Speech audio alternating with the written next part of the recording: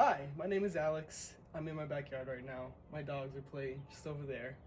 And I'd like to talk about an issue that resonates with me deeply. Across the United States, millions of stray animals are taken into shelters every year. Many are abandoned, lost, or simply born on the streets. In El Paso, this issue has become increasingly noticeable, with our local shelters struggling to keep up with the growing number of animals brought in.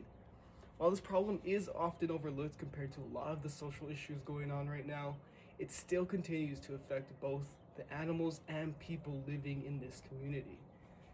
This project is going to focus on the stray animal crisis in El Paso, the role of El Paso Animal Services, the largest animal shelter service in El Paso, and what can realistically be done to help these animals in need. One of the main organizations responsible for dealing with this issue in El Paso is El Paso Animal Services, also known as EPAS. EPAS provides a lot of different services, including adoptions, foster care, animal rescue, lost and found assistance, and even neuter clinics. Even with all these services, though, the number of strays in El Paso only continue to increase.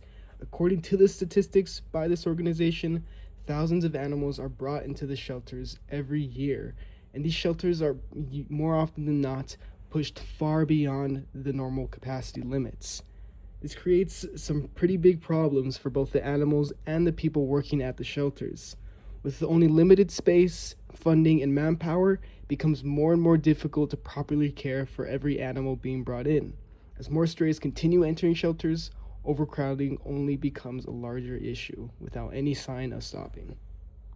Along with information provided by EPAS itself, local news organizations have also reported on some of the problems within the shelter.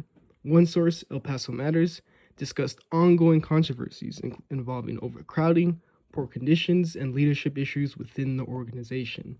Former employees and volunteers describe situations involving overcrowded spaces, unsanitary conditions, and injuries caused by animals being kept too closely together. These reports led to criticism from many members of our community and animal advocates throughout El Paso. However, these issues simply reveal a much larger problem. The organization has been overwhelmed by the number of stray animals entering these shelters, while just lacking enough resources and workers to fully handle this crisis. Rather than being caused by one single person or group, this issue is tied to much larger problems within our community, such as overpopulation, abandonment, and lack of community resources. As mentioned, there are several reasons why the stray animal crisis has become so severe in El Paso. One major factor is a lack of affordable access to veterinary care and spay and neuter services, which can lead to uncontrollable breeding.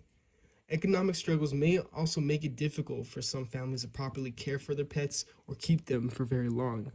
In addition, irresponsible breeding and pet abandonment continue to increase the number of animals living on these streets. As these numbers grow, shelters become more overcrowded and the problem becomes increasingly difficult to manage. Although there is no single solution to this issue, there are still many ways the community can help improve the situation. Volunteering at shelters can help reduce the workload placed on workers and improve the overall care of the animals.